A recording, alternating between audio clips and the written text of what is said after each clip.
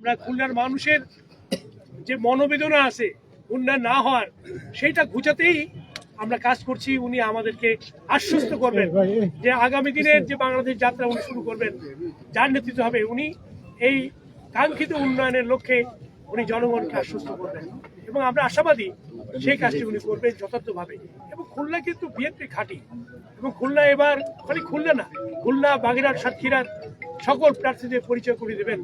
এটি আমাদের সৌভাগ্য যে এবার আমরা খালিশপুরে জনসভার আয়োজন করেছি এবং এটা একটু ডিফারেন্ট এই জন্য যে আমরা সব আসনেই আমরা কাজ করছি একসাথে এবং এখানেও আমরা খালিশপুর, দৌলতপুর, খানজাহানি মিলে সব জায়গায় আমরা নিজেরাও আসছি, কাজ করছি এবং আমরা ঐক্যবদ্ধ বিএনপি নিয়েই এবারের নির্বাচনে আমরা মাঠে নেমেছি। আমাদের মধ্যে যে ঐক্য সৃষ্টি হয়েছে এটা আগামী দিনের জন্য এটি আরো গুরুত্বপূর্ণ আমাদের জন্য এবং এবারের নির্বাচনে ফলাফল এমন হবে যে জোয়ার এবং ভূমিধস খালি না, এই যে মানুষের যে আকাঙ্ক্ষা, মানুষের যে এটি আমরা আজ করতে পেরেছি যখন আমি এবং বকুল বিভিন্ন জায়গায় যাচ্ছি, সভা সমাবেশ গণসভা থেকে মানুষের ঢল নামছে। বলেছে যে উনি সকালে আসবেন, হেলিকপ্টার করে আসবেন, উনি তো অসুস্থ, খুলনার প্রোগ্রামটা না হওয়ার মতো ছিল, পরে উনি একটু সুস্থ হয়েছেন। উনি বকুলকে আমাদের খুলনা শিল্প অঞ্চল বলে পরিচিত, সেই শিল্প মূলত এই খালিশপুর, দৌলতপুর, খানজাহানি, বিশেষ করে 26টা জুট মিল এই অঞ্চলে অবস্থিত, প্রত্যেকটাই বন্ধ হয়ে গিয়েছে। নিউজ প্রিন্ট মিল বন্ধ, হার্ডবোর্ড মিল বন্ধ থেকে দেখতে চাই। তার জন্য আমরা এবারকার দিন এখানে আমরা নির্ধারণ করেছি এবং এখান থেকেই তিনি শ্রমিকদের বার্তা দিবেন, শ্রমিকরা কিভাবে তাদের হাস্যকর হয়ে গেছেন তারা এবং তারা কি করবেন জনগণের সেটা নেওয়া, ওটা মানুষকে ঘুষ দিতে চান। আমরা বিএনপি এই কাজগুলো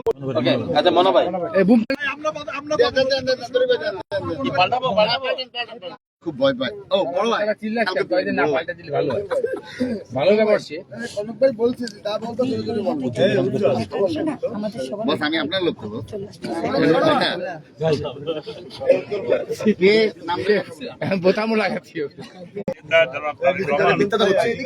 যখন বাংলাদেশে আসছিলেন আপনারা 300 ফিটে দেখেছেন যে মানুষের ঢল কিভাবে নেমেছে। সারা বাংলাদেশ থেকে মানুষ গিয়েছিল 300 ফিট তারেক রহমান সাহেবের কথা শোনার জন্য, তার আগামী দিনের পরিকল্পনা। সেখানে এসে বলেছিলেন যে আই হ্যাভ এ প্ল্যান, তিনি তার পরিকল্পনা কিছুটা তুলে ধরেছিলেন সেখানে। এবং আমরা মনে করি আগামী পরিকল্পনা আছে, কৃষক কার্ড বলেন, ফ্যামিলি কার্ড বলেন, বিভিন্ন বিষয়ে সেই পরিকল্পনা নিয়ে বিএনপি এগোচ্ছে এবং আমরা বিশ্বাস করি জনগণ রায় দেবে এই বিষয়ের উপরে। জনগণ কমিটি করা হয়েছে, ইতিমধ্যে আমাদের প্রচারের কাজ শুরু হয়ে গেছে, আমাদের লিফলেট বিতরণ বিকালে শুরু হবে এবং আমরা প্রচার থেকে শুরু করে আবাসন থেকে শুরু করে যা যা আমাদের কেন্দ্রীয় নেতা যারা আসবেন তাদের থাকা খাওয়া, তাদের ব্যবস্থা করার শৃঙ্খলা কমিটি সবকিছু করা হয়েছে এবং এগুলি পুরো তারা কাজ শুরু করে দিয়েছেন।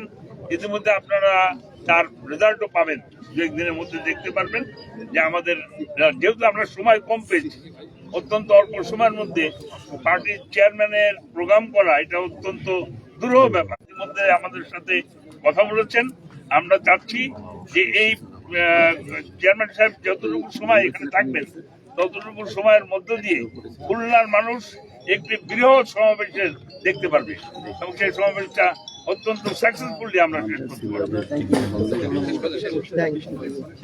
অবশ্যই পর্যাপ্ত, কারণ এর আশেপাশে অনেক রাস্তা এবং আমি বলেছি যে খুলনার শিল্প কলকারখানা সব বন্ধ হয়ে গেছে এবং খালিশপুর হচ্ছে শিল্পাঞ্চল। এখানে আমরা বেলা রাত 2টার সময় আসলেও দেখতাম দোকানপাট খোলা, হোটেল খোলা, কিন্তু এখন দিনের বেলা 2টার সময় যেটা করা হয় মুরাদ ভাই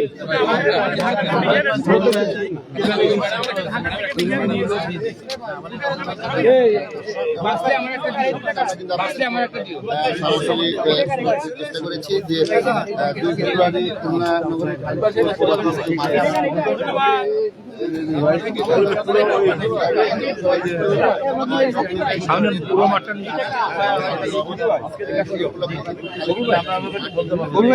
স্টেজ যেটা করবেন ওটা দুই বা তিন থাকে করে মাধ্যমে আমরা ইনশাআল্লাহ বাকি সব